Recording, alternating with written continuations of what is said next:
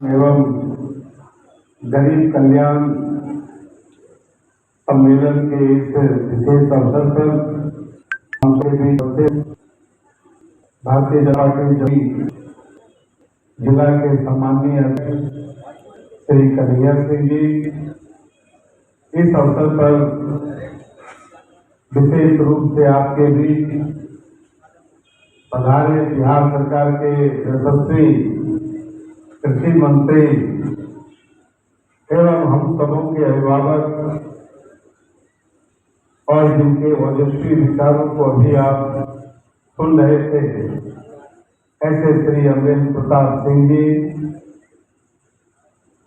जमुई की बेटी और जिन्होंने कम उम्र में एक बड़ी मुकाम बनाई है और आपका प्रतिनिधित्व भी कर रही है, तो श्री श्रेष्ठी सिंह जी, मंच पर आसीन प्रकाश कुमार जी, कुमार पडम जी, राजकिशोर सिंह जी, सोनीलाल पासवान जी, गोपाल कृष्ण जी, विनय पांडे जी, हमारे दो उपाध्यक्ष ब्रिजनंदन सिंह जी, गौरी शंकर जी, महिला मोर्चा की अध्यक्ष साधना सिंह जी, युवा मोर्चा के अध्यक्ष अभय यादव जी, युवा मोर्चा के महामंत्री अंकित केसरी जी, मंच पर आसीन सभी हमारे सम्मानित नेतागण, इस प्रसाद में उपस्थित जमुई जिला के कोने कोने से आए हुए अपने साथियों, माताओं बहनों, नौजवान दोस्तों, मीडिया के साथियों, पूरे देश में गरीब कल्याण सम्मेलन के आयोजन के क्रम में आज हम भारतीय जनता पार्टी जमुई जिला की ओर से भी आज के इस कार्यक्रम में हम सब शिरकत कर रहे हैं। मित्रों, 2005 में हम सब बिहार में सरकार में आए हैं और 2005 के पहले के बिहार और 2005 के बाद के इस 15 वर्षों के बिहार को आपने देखा है और महसूस किया है। उसी प्रकार से आजादी के बाद से जब कांग्रेस के हाथ में भारत की सत्ता आई, तो किस प्रकार से इन कांग्रेसियों ने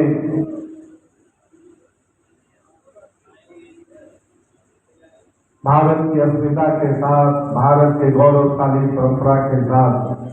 खिलवाड़ किया। बीच के कालखंड में भारत के सबसे प्रधानमंत्री के रूप में श्री अटल बिहारी वाजपेयी जी का भारत की राजनीति में उनका आगमन और जिस प्रकार से उन्होंने कम कालखंड में भारत के यशोगाथा को पूरे वैश्विक स्तर पर उन्होंने जिस प्रकार से रखने का काम किया, आज भी हम याद करते हैं। मित्रों, जब 2014 में आपके लोकतांत्रिक ताकत से भारत में भारतीय जनता पार्टी और एनडीए की सरकार बनी और उसके यशस्वी प्रधानमंत्री श्री नरेंद्र मोदी जी बागडोर संभाली, तो आपने महसूस किया होगा कि किस प्रकार से भारत के यशस्वी प्रधानमंत्री ने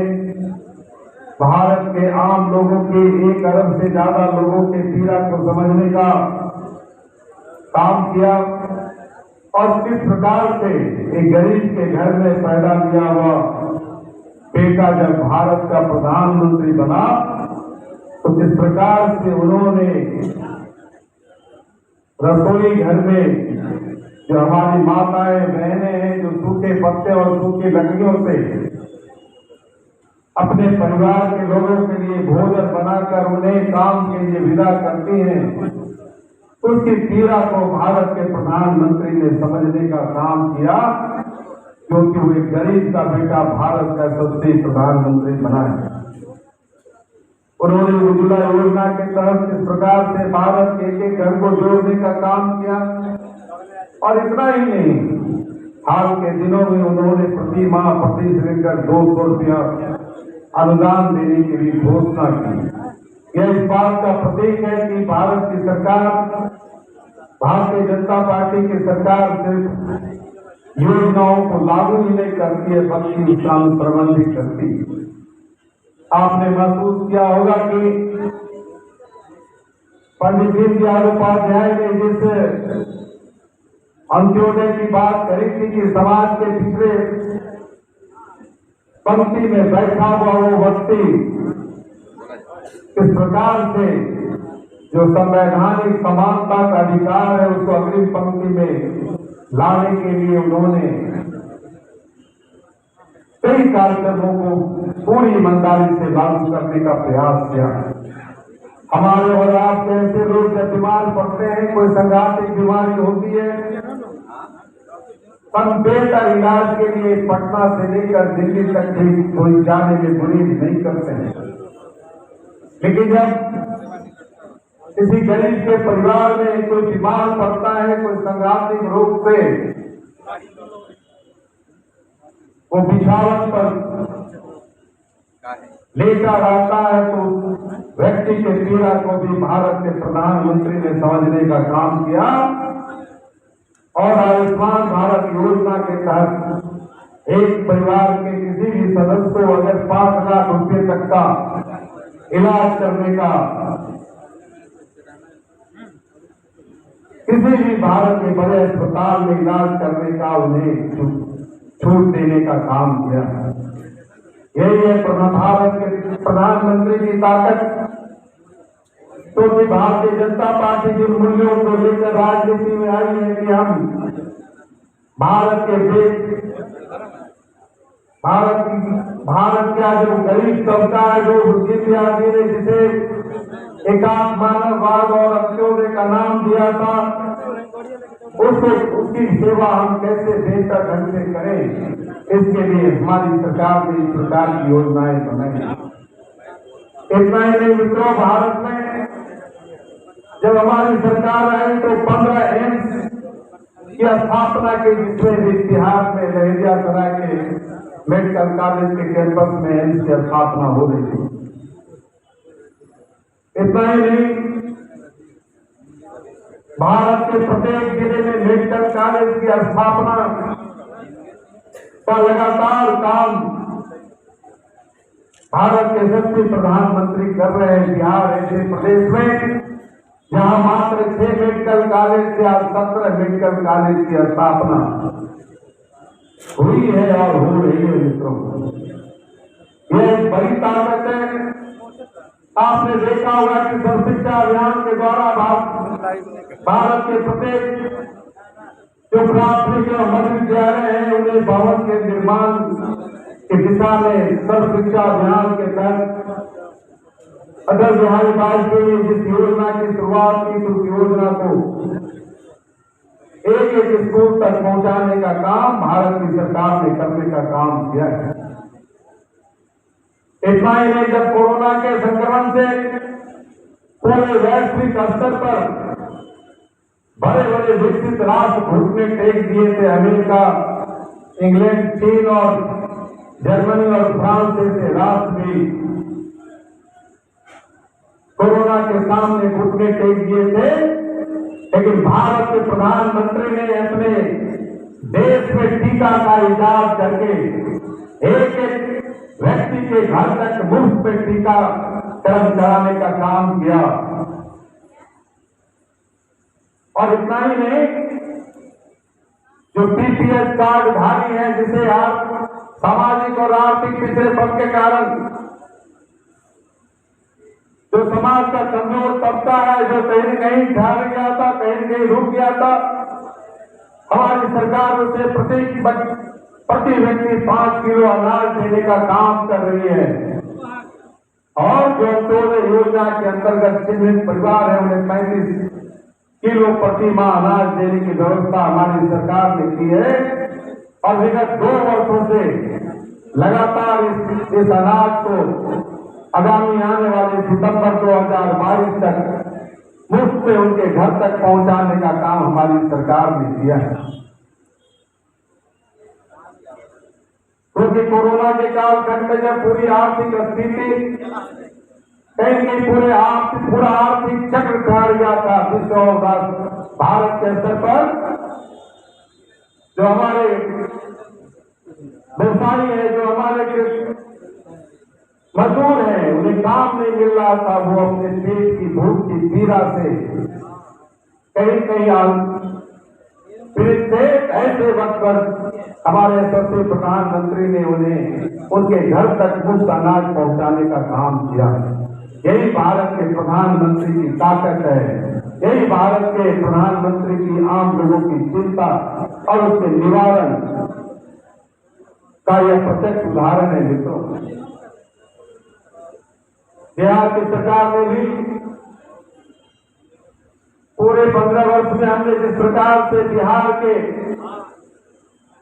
आधार संरचनाओं को बदलने का काम किया है और केंद्र के सहयोग से 4 लेन से लेकर गांव की सड़कों को भी हमने पक्कीकरण करने का काम किया है। और इतना ही नहीं, जब बिहार में मात्र 3 इंजीनियरिंग कॉलेज थे, आज 42 इंजीनियरिंग कॉलेज पूरे बिहार में कार्य करना शुरू कर दिया और कुछ निर्माणाधीन है। गवर्नमेंट पॉलिटेक्निक जहां 13 मात्र बिहार में थे, लेकिन हमारी सरकार ने आज 24 गवर्नमेंट पॉलिटेक्निक की स्थापना कुल मिलाकर की है, जिसमें हमारे नौजवान जो 7 निश्चय 2 जो आत्मनिर्भर बिहार के 7 निश्चय 2 अंतर्गत जो सेंटर ऑफ एक्सेलेंस, जिससे कि हमारे बेरोजगार नौजवान उस सेंटर ऑफ एक्सेलेंस में प्रशिक्षण लेकर अपने रोजगार को खड़ा कर सकते हैं, उन्हें प्रशिक्षण देने का काम ये सारे गवर्नमेंट पॉलिटेक्निक कर रहे हैं। मित्रों, भारत के यशस्वी प्रधानमंत्री ने जब पूरे राष्ट्रीय स्तर पर, पूरे देश के स्तर पर उत्तर से दक्षिण और पूर्व से पश्चिम सड़क संचार को दुरुस्त करने में उन्होंने स्वर्णिम चतुर्भुज योजना का शुभारंभ किया, उसी का अनुकरण करते हुए भारत के यशस्वी परिवहन एवं राजमार्ग मंत्री नितिन गडकरी जी ने पूरे बिहार सहित पूरे भारत में सड़कों का जाल बिछाने का काम किया है। आज गंगा नदी जो जीवनदायिनी है, जो हमारी उसका धार्मिक और आध्यात्मिक महत्व है, ऐसे गंगा पर पूरे भारत में सबसे ज्यादा पुल गंगा के ऊपर में बिहार में बने हैं। मित्रों, हमने सड़क एवं पुल के आवागमन मार्ग को दुरुस्त करने का काम किया भारत सरकार के सहयोग से। और इतना ही नहीं, हमने सेंटर ऑफ एक्सेलेंस भी भारत सरकार के सहयोग से गांव एवं प्रखंडों में बनाने का काम प्रारंभ किया है। मित्रों, हम आज इसलिए इन बातों को कहने आए कि हम आजादी के बाद से जब भारत की राजनीति एक करवट ले रही थी, उस समय कई वाम पंथ थे, कभी दक्षिण पंथ था,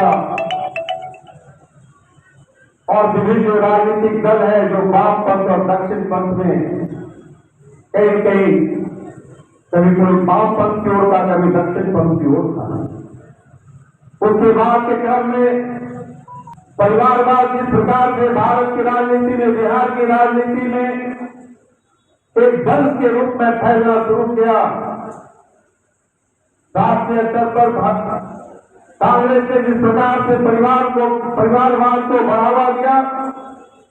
कि कोई गांधी सरनेम का ही व्यक्ति भारत का प्रधानमंत्री हो सकता है, उसी प्रकार से बिहार में एक राजनीतिक दल ने परिवारवाद को इस हद तक बढ़ावा दिया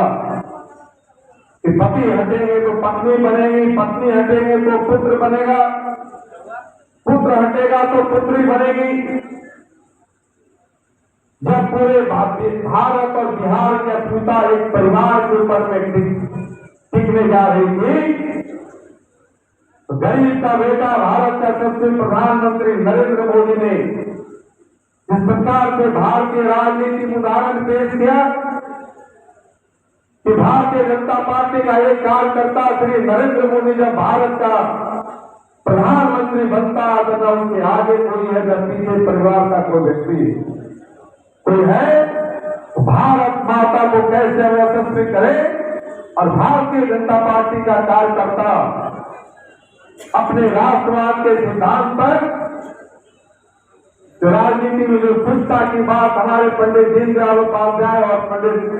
श्यामा प्रसाद मुखर्जी जिस प्रकार से किया करते थे, जिसकी चर्चा हमारे पूर्व के विद्वान वक्ताओं ने विस्तार से की है, जिसे आप अभी सुन भी रहे थे, ऐसे भारत के प्रधानमंत्री के नेतृत्व में देश किस प्रकार से पूरे वैश्विक स्तर पर अपनी पहचान बनाई है, उसका एक उदाहरण देकर मैं अपनी बात को समाप्त करता हूं। क्योंकि आप 11 बजे या 1 बजे से आप इस प्रसाद में हैं, आपको वापस घर भी जाना है। एक युग था जब भारत के हाल के कांग्रेस के प्रधानमंत्री जब वो विदेश जाते थे तो बड़े बड़े विकसित राष्ट्र के राष्ट्राध्यक्षों के पीछे में दौड़ते नजर आते थे। कितना खराब लगता था कि जो भारत विश्व का गुरु है उसका प्रधानमंत्री इस प्रकार से खड़ा रखता है जैसे लगता है कि कोई अनुचर किसी व्यक्ति के साथ खड़ा हो। लेकिन भारत के प्रधानमंत्री ने भारत के गरिमा को, भारत की जो अस्मिता है, भारत की जो एक ताकत है, उसको पूरे वैश्विक स्तर पर स्थापित करने का काम किया। आज जब श्री नरेंद्र मोदी जब विदेशों में जाते हैं तो पूरी परिस्थिति बदलकर उन्होंने रख दिया है। जब वो चलते हैं तो विकसित राष्ट्रों के राष्ट्राध्यक्ष उनके पीछे पीछे हाँफते हुए नजर आते हैं। यही एक बड़ा परिवर्तन है कांग्रेस के प्रधानमंत्री में और भारतीय जनता पार्टी के प्रधानमंत्री में। यही फर्क है। हमने देश को यशस्वी करने का काम किया, देश को बेचने का काम नहीं किया। मित्रों, जब रूस ने यूक्रेन पर आक्रमण किया, जब मेडिकल के छात्र पलायन करके अपने अपने देशों में लौट रहे थे तो भारत के मेडिकल के छात्र जब उसे रोमानिया और पोलैंड के सीमा पर जाकर भारत के हवाई जहाज से उसे स्वदेश भारत लौटना था तो भारत का राष्ट्रीय झंडा तिरंगा लपेट कर जब अपने मेडिकल कॉलेज के कैंपस से हवाई अड्डा की पैदल या वाहनों से चलता था तो तिरंगे को देखकर, भारत के राष्ट्रीय झंडे को देखकर रूस के बम विमानों को ये हिम्मत नहीं होती थी कि उस पर बम बरसात कर सके। यही नरेंद्र मोदी की ताकत है, यही भारत के तिरंगा को उन्होंने जो ताक बनाई है वही ताकत। इतना ही नहीं मित्रों, जब पाकिस्तान और बांग्लादेश के मेडिकल के छात्र भी वहां की जो राजनीतिक परिस्थितियां थी उससे घबराकर अपने अपने देश लौट रहे थे, उन्होंने भी पाकिस्तान और बांग्लादेश का झंडा देह में लपेट कर अपने अपने वायुयानों की ओर नहीं चला। वो नौजवान भी भारत के तिरंगे को लपेट कर पोलैंड और रोमानिया के सीमाओं पर पहुंचा था, क्योंकि उसे पता है कि भारत के तिरंगे का क्या स्थान है और भारत के प्रधानमंत्री का क्या साथ है कि जब भारत का तिरंगा पाकिस्तान के लिए मेडिकल उस नौजवान के शरीर पर जब लपेट कर वो चलता था तो रूस का बम विमान उसे छू भी नहीं पाता। यही एक ताकत भारत के प्रधानमंत्री ने दी है मित्रों। और इसलिए ये है कि भारतीय जनता पार्टी ने राजनीति में जो घुसता इस परिवारवाद को खत्म करके राष्ट्रवाद के वहां करने का काम किया है। यही हमारी पार्टी की भी ताकत और हमारी सरकार की भी ताकत है। हम अपने तमाम अपने कार्यकर्ता मित्रों से, जमुई के निवासियों से भी कहना चाहेंगे कि आपके ताकत से भारतीय जनता पार्टी आज देश में सरकार बनाई और भारत में भी आज गठबंधन धर्म का पालन करते हुए हम एनडीए सरकार के सहयोगी के रूप में आज हैं। आने वाले दिनों में भी जो चुनौतियां हैं, क्योंकि भारत के प्रधानमंत्री ने कहा है कि आजादी के 75 वर्ष के इस अवसर पर अमृत महोत्सव का कार्यक्रम पूरे देश में चल रहा है। उन्होंने एक संदेश दिया है कि आगामी जो 25 वर्ष बाकी है शताब्दी के पूर्ण होने पर, यह आने वाला 25 वर्ष स्वर्णिम भारत के निर्माण का सबसे बड़ा कालखंड होगा और आने वाले दिनों में भारतीय जनता पार्टी और उनके सहयोगी दलों के नेतृत्व में आने वाले 25 वर्षों में भारत को एक यशस्वी राष्ट्र के रूप में स्थापित करने का काम आने वाले दिनों में करने की जो चुनौती है उसको हम सब पूरा करने का काम करेंगे। भारत के प्रधानमंत्री ने जो संकल्प लिया और उन संकल्पों को पूरा करने में जो उन्होंने संपूर्ण और सर्वस्व अपना समर्पित किया है, उस संकल्प को हमारे और आपके से कार्यकर्ता सिद्धि तक ले जाएंगे। इन संकल्पों के साथ आज आप सबों को अभिवादन करते हुए हम आप सबसे यशस्वी करते हुए कि आप देशपूर्ण कार्यकर्ता है, जिनके कारण से भारत के प्रधानमंत्री भी कठोर फैसला लेने में हिचकते नहीं है। ये आपकी ताकत है और प्रधानमंत्री के दूरगामी सोच और उनके संकल्प की ताकत है। विपरीत परिस्थितियों में रहते हुए भी देश कैसे आगे बढ़ेगा, देश कैसे ऊंचाई को प्राप्त करेगा, इस संकल्प के प्रति भारतीय जनता पार्टी का एक एक कार्यकर्ता चिंतित रहता है। आने वाले दिनों में भी हम उन चुनौतियों का सामना करते हुए भारत के यशस्वी नेतृत्व के साथ आने वाले दिनों में उनके कार्यक्रम है उसको आम लोगों तक पहुंचाते हुए हम एक श्रेष्ठ भारत की जो उनका संदेश है उसको पूरा करने का काम करेंगे। इन्हीं संकल्पों के साथ हम अपनी बात को समाप्त करते हुए तो दो तीन नारे आपके साथ हम लगाएंगे। तो भारत माता की, भारत माता की, नरेंद्र मोदी जिंदाबाद। बहुत बहुत धन्यवाद। वंदे मातरम।